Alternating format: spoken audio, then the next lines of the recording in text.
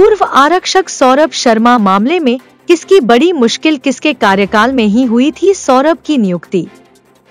परिवहन विभाग का पूर्व आरक्षक सौरभ शर्मा लोकायुक्त ईडी जैसी एजेंसियों को चकमा देते हुए भोपाल कोर्ट में हाजिर हो गया है। इतना ही नहीं, फरारी के दौरान सौरभ शर्मा हरिद्वार, ऋषिकेश, अमृतसर जैसी कई तीर्थ स्थलों पर घूमता रहा और एक हफ्ते पहले सौरभ ग्वालियर आ गया था, जो अपने घर पर ठहरा था। सौरभ की तलाश लोकायुक्त, इनकम टैक्स, ईडी जैसी 3 एजेंसियों को थी। लोकायुक्त ने तो उसकी अग्रिम जमानत याचिका पर आपत्ति पेश करते हुए कोर्ट में तर्क दिया था कि सौरभ के दुबई होने की जानकारी मिली है। उधर इनकम टैक्स ने उसके खिलाफ लुकआउट सर्कुलर जारी कर दिया था। सर्कुलर का मतलब यह था कि किसी भी एयरपोर्ट पर उसकी एंट्री होते ही इनकम टैक्स विभाग को इसकी जानकारी मिल जाती। आरटीओ के पूर्व आरक्षक सौरभ शर्मा को कोर्ट ने पेश होने के लिए कहा है, जिसके बाद आज वह दोबारा कोर्ट में पेश हो सकता है। सरेंडर अर्जी में सौरभ शर्मा ने अपनी जान का खतरा बताया है, साथ ही जहर देकर मारने की आशंका जाहिर की है।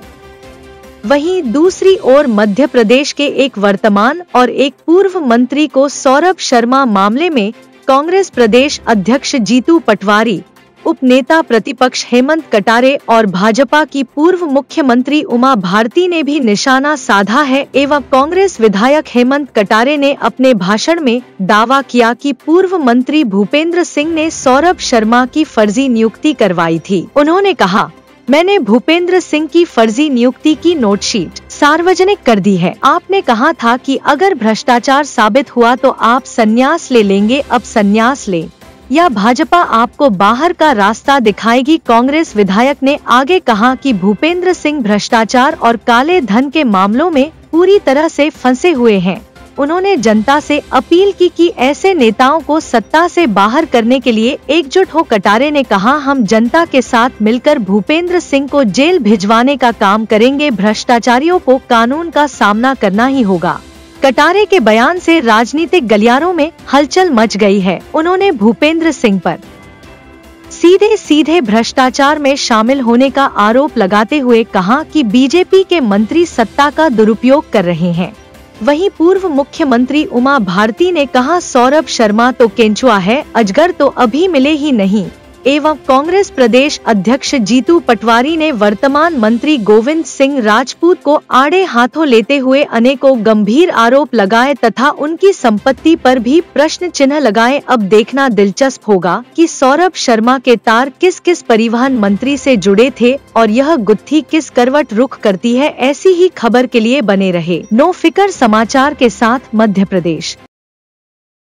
उसके बाद फिर चूहे का बिल जितना गहराता गया होगा और आज गहराइयों में से अकेला सौरभ शर्मा एक केंचुआ निकला, अभी अजगर तो निकले ही नहीं। लेकिन जिस प्रकार से वो मीडिया को झूठ बोल रहे हैं, ये सोचने का विषय है कि ये झूठ क्यों बोल रहे हैं। कहीं वो सोने के बिस्किट उन्हीं के तो नहीं है, इसलिए तो नहीं झूठ बोल रहे हैं। तो भूपेंद्र सिंह जी ने मीडिया के सामने इंटरव्यू दिया, आपने वो सबने इंटरव्यू सुना होगा, जिसने ना सुना हो मेरे से ले लीजिएगा। उन्होंने कहा, मेरा सौरभ शर्मा से और उनकी नियुक्ति से कोई वास्ता नहीं है। यदि कोई भी एक कागज, एक पत्र या एक नोटशीट दिखा दी जाए तो मैं संन्यास ले लूँगा। मैंने कहा बड़ी अच्छी बात है। तो मैंने कहा चलो इनको जल्दी संन्यास दिलवाते हैं। और मैंने नोटशीट दिखाई और जो सौरभ शर्मा का नियुक्ति पत्र है, उस नियुक्ति पत्र में बाकायदा लिखा हुआ है कि भूपेंद्र सिंह जी की नोटशीट क्रमांक दिनांक 14/9/2016 के संदर्भ में ये नियुक्ति पत्र में लिखा है। ऐसा नियुक्ति पत्र कभी भी नहीं देखा हुआ जहां पे मंत्री की नोटशीट का हवाला हो। मंत्री का विशेष दबाव था कि सौरभ शर्मा को सिस्टम में लाओ तो ही तो ये अरबों खरबों का मालिक मुझे बना पाएगा।